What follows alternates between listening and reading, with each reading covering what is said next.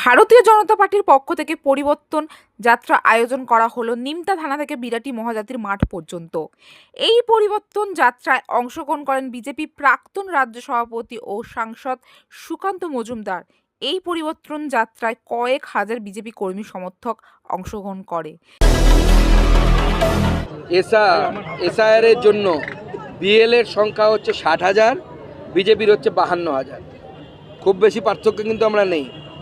আমরা লড়াইয়ে আছি, আমাদের কর্মীরা নামতে শুরু করেছে এবং 26-এ পরিবর্তন হবে। সিপিএম বাংলা বাঁচাও যাত্রা শুরু করছে, তো 2026 থেকে আজকে সভা করে সেলিম এরা শুরু করলেন মমতা বাঁচাও যাত্রা। ওটার নাম বাংলা বাঁচাও যাত্রা না, ওটার নাম হচ্ছে মমতা বাঁচাও যাত্রা। মমতা বন্দ্যোপাধ্যায় বিরোধী ভোটকে কেটে, সেই ভোটকে কেটে বিজেপিকে হারিয়ে তৃণমূলকে জেতানোর চেষ্টা হচ্ছে, কিন্তু 24-এ বাংলার মানুষ এর কুফল দেখে নিয়েছে। বাংলার মানুষ আর ভুল করবে না।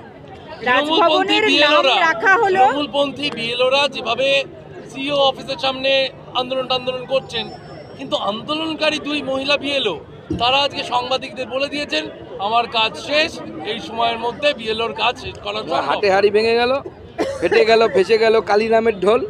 মুখ্যমন্ত্রীকে বললেন এবার ঢোল বাজাতে, ফেটে যাওয়া ঢোল বাজাতে। পুরোটা তো গোটা, আমরা তো প্রথম থেকে বলছি নাটকবাজি হচ্ছে। এবং প্রাপ্ত বসুর স্ক্রিপ্ট কিনা বুঝতে পারছি না, উনি তো নাটক লেখেন। এই দমদমের বিধানসভারই তো বিধায়ক উনি, একটি বিধানসভার। উনি হয়তো এই সমস্ত দুর্বল চিত্রনাট্য লিখছেন আজকাল, সেজন্য পুরস্কার পাচ্ছেন না। আগে তো খুব পুরস্কার পেতেন, জানতাম।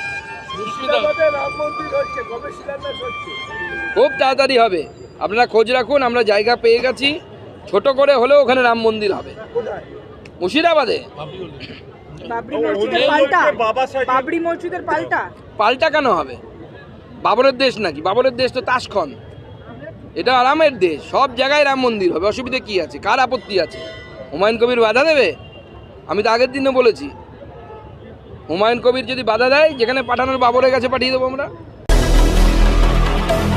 না, এই রাজ্যে হবে না তো কোন রাজ্যে হবে? যে রাজ্যের মুখ্যমন্ত্রী বলে ছোট ঘটনা রেপকে, যে রাজ্যের মুখ্যমন্ত্রী বলেন যে মেয়েটির চরিত্র খারাপ ছিল, মেয়েটি প্রেগনেন্ট ছিল, প্রেমের সম্পর্ক ছিল একজন রেপিস্ট সম্পর্কে যে মুখ্যমন্ত্রী, এবং একজন রেপ ভিক্টিম সম্পর্কে যে মুখ্যমন্ত্রী এই ধরনের বক্তব্য রাখেন, সেই রাজ্যে, সেই মুখ্যমন্ত্রীর রাজ্যে একের পর এই ধরনের ঘটনা করবে। পুলিশের মেয়ের সাথে হলো এর আগে।